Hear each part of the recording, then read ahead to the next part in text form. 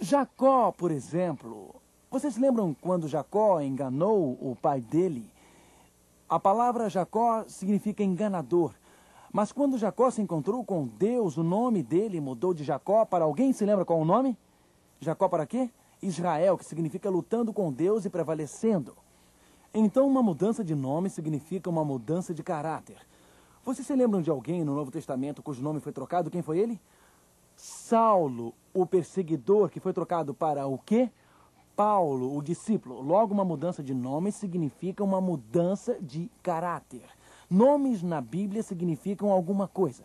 Por exemplo, nós já vimos o que o nome Daniel significa. Daniel significa Deus é meu juiz. Então, durante todo o seu cativeiro em Babilônia, durante todo este processo de lavagem cerebral, durante todo o tempo em que o rei tentou influenciar a sua mente, Daniel apenas dizia: meu nome é Daniel, Deus é meu juiz, Deus está no trono, Deus consertará todas as coisas. E não o rei Nabucodonosor, mas Nabucodonosor tinha de fazer alguma coisa e ele fez, mudou o nome deles. Daniel capítulo 1, verso 6. Entre eles se achavam dos filhos de Judá, Daniel, Ananias, Misael e Azarias. O chefe dos eunucos lhes pôs outros nomes. Pensei que já tinham nomes: Daniel, Ananias, Misael e Azarias. Por que mudar os nomes? Para mudar a identidade deles. Ele deu nomes que correspondiam aos nomes dos deuses pagãos da Babilônia. Verso 7. E o chefe dos eunucos lhes pôs outros nomes. A saber, a Daniel pôs o de Beltesazar. O nome Beltesazar significa o guarda dos tesouros escondidos de Bel. É exatamente isso que significa. Agora, você encontra algo muito interessante aqui em Daniel 1, em verso 2. O Senhor lhe entregou nas mãos a Joaquim, rei de Judá, e alguns dos utensílios da casa de Deus. A estes levou-os para a terra de Sinear, para a casa do seu Deus, e o pôs na casa do tesouro do seu Deus. Nabucodonosor ordenou a seus soldados para que pegassem o candelabro de ouro e os outros móveis do santuário do templo de Jerusalém e os colocassem no templo pagão. Bel-Marduk era o chefe dos 13 deuses da Babilônia. Então o nome de Daniel foi trocado. Deus não é o seu juiz, Jerusalém está em ruínas.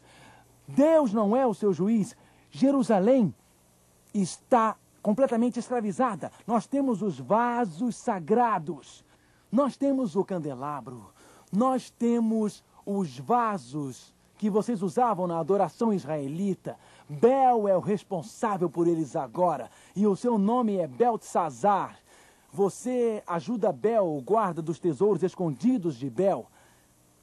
Então, o rei Nabucodonosor disse Ananias. O nome Ananias, o amigo de Daniel, significava: o Senhor é bondoso comigo. Agora imaginem só, o pequeno Ananias nasce. A mãe dele está trocando as suas fraldas e diz: você é Ananias. Ela sussurrava no ouvido: nunca esqueça que você é Ananias. O Senhor é bondoso comigo. Se eu tiver fartura para comer, o Senhor é bondoso comigo. Se eu estiver na pobreza, o Senhor é bondoso comigo. Se eu estiver em cativeiro na Babilônia, o Senhor é bondoso comigo. Eu acho que aquelas mães eram muito inteligentes. O que você acha? O nome da criança indicava algo no seu caráter. Toda vez que a criança dissesse eu sou Ananias, o Senhor é bondoso comigo. Bom, Nabucodonosor sabia que desta forma não conseguiria nada. Então Nabucodonosor disse: Sadraque, não será mais o Senhor é bondoso comigo, mas inspiração do sol. É o Deus do sol que brilha bondosamente sobre você. E então, de Misael, que significa semelhante a Deus. Qual o nome em inglês que se parece com Misael? Michael. Você sabe o que Michael significa? Lembre-se que toda vez que no final tem um EL, é um tributo ao nome de Deus. Então, Michael significa aquele que se parece com Deus, aquele que tem paciência, bondade, amor, com o caráter de Deus. Misael, qualidades semelhantes a de Deus. Isto nunca dará certo, disse Nabucodonosor. Então ele disse: seu nome tem de mudar de Misael para Mesaque, o servo da deusa de Sheba. Então, todos os nomes mudaram de um nome, revelando qualidades do caráter de Deus para as qualidades dos deuses pagãos. Azarias, o Senhor é meu ajudante. Nabucodonosor diz, adora este ídolo. Ele responde, Azarias, o Senhor é meu ajudante. Você nunca verá o seu pai ou sua mãe novamente. Você morrerá em cativeiro. O meu nome é Azarias. O Senhor é meu ajudante. Isto nunca daria certo no reino da Babilônia. Então Nabucodonosor trocou o nome dele de Azarias para Abidnego, o servo de Nebo. A mesa estava posta. A pressão para se conformar era enorme. A sociedade ao redor deles era materialista, voltada para o sexo, moralmente decaída. Uma geração levada pela emoção. E eles estavam sendo forçados e coagidos a se conformarem. Por que você acha que num livro chamado Daniel, Deus começa com uma história e não com uma profecia? Porque Deus sabe que no tempo do fim a sociedade tentará fazer lavagem cerebral com seu povo. O Deus Todo-Poderoso não começa este livro com uma profecia arrasadora, uma profecia mortal que prediz eventos no futuro. Ele começa com um homem que está longe de casa. Um homem cujo coração não está na sociedade. Um homem num país estrangeiro.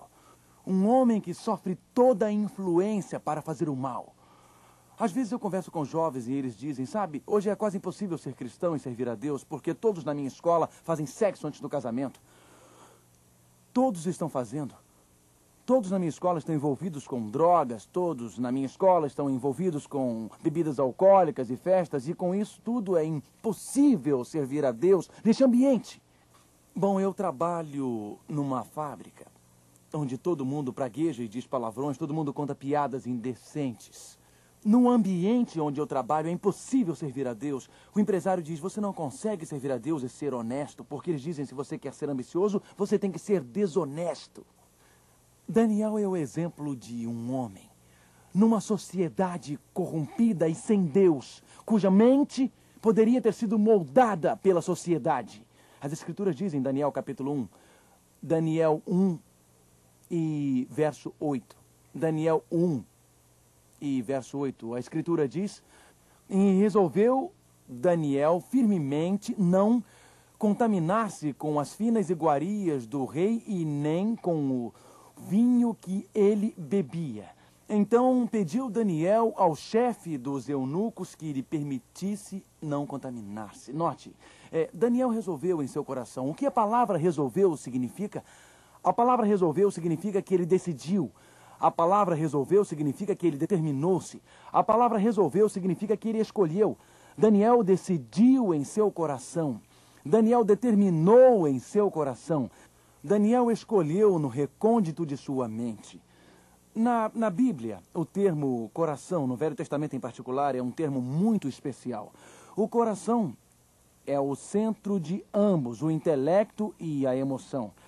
O centro do processo do pensamento. Provérbios 4, 23 diz, sobre tudo o que se deve guardar, guarda o teu coração, porque dele procedem as fontes da vida. Provérbios 23, verso 7 diz, porque como imagina em sua alma, assim ele é, assim ela é. Então a batalha, nos últimos dias da história, no fim dos tempos, neste livro sobre o qual Jesus disse, leia e entenda, a batalha não é meramente uma batalha no Oriente Médio. A batalha é uma batalha em sua mente. A batalha é uma batalha em seu intelecto. E o diabo fará todo o possível através da mídia, através da violência pela televisão, através da imoralidade na televisão. Ele fará todo o possível através da cultura para mudar o seu processo de pensamento, para mudar a sua mente. Ele fará todo o possível com a cultura desta sociedade pecadora e sem Deus, voltada para o sexo, para influenciar o processo de pensamento e as mentes, porque a mente é o centro das emoções. Note bem, nós não somos apenas grandes